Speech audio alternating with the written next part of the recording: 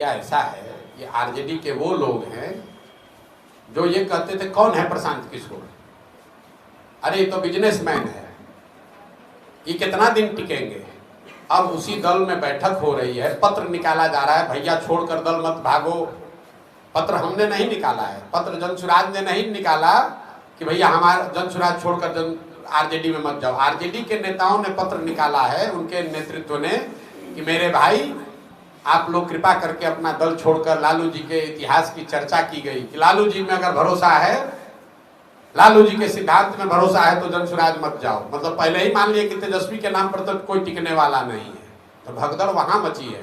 B team मान रहे हैं ना, मानने दीजिए, थोड़े दिन में पता चलेगा कि कौन ए टीम है कौन बी टीम है।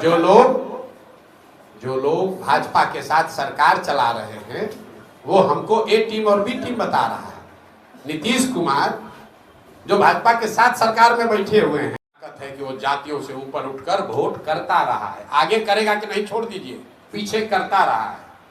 तो अगर, लेकिन आपको फिर भी क्यों लगता है कि जाति पर वोट पड़ता है? वो इसलिए कि मैंने बीच में होने वाले बहुत चुनाव का जिक्र नहीं किया, लेकिन वो चुनाव थे जिसमें कोई बड़ा मुद्दा नहीं था, कोई बहुत एक बड़ा व्यक्तित्व नहीं था, कोई विचार नहीं था, कोई घटना नहीं थी। तो उस वैसी स्थिति में लड़ने वाले दोनों साइड के लोग एक ही जैसे जब दिखते हैं तो समाज कहता है दोनों तो एक ही जैसा है, चलो अपने जाते वाले को दे देते हैं। तो ये आप पर हम पर है, अगर हम बेहतर विचार, बेहतर विकल्प प्रस्तुत करेंगे तो समाज जातियों से ऊपर उठकर वोट करता रहा है और आगे भी करेगा। हम एक आपको और अंतिम उदाहरण देकर खत्म करेंगे। बिहार में एनडीए, नीतीश और भाजपा ने मिलकर चुनाव लड़ा था 2010 में। सामने से लालू जी, रामविलास और कांग्रेस तीनों एक साथ थे, लेकिन और उस समय भाजपा में मोदी जी इतना बड़ा नाम नहीं थे, तब अमित शाह की बात नहीं थी, तब योगी नहीं थे, लेकिन उसी एनडीए को बिहार में 206 सीट मिला था। सामने से लालू थे, रामविलास जी थे, कांग्रेस थी, तीनों मिलकर भी 206 सीट खाली एनडीए को मिला था।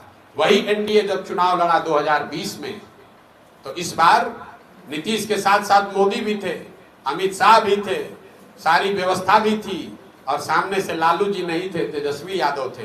कांग्रेस भी कमजोर हुई थी और रामविलास पासवान जी का दल भी उस गठबंधन में नहीं था। इसके बावजूद एनडीए को 125 सीट लाने में दम निकल गया। क्या हुआ? एनडीए को वोट देने वाली सारी जातियां बिहार छोड़कर चली गई? नहीं, ये इसलिए हुआ कि 2005 से लेकर 2010 में बिहार के हर वर्ग को ये लगा था कि काम यहाँ हो रहा है।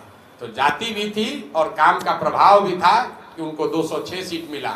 लेकिन उसी समीकरण से जब आप चुनाव लड़ने आए 2020 में, तो लोगों को लगा था कि आदमी ने काम नहीं किया है, तो सारा समीकरण धरा का धरा रह गया और 125 सीट आने में दम निकल गया।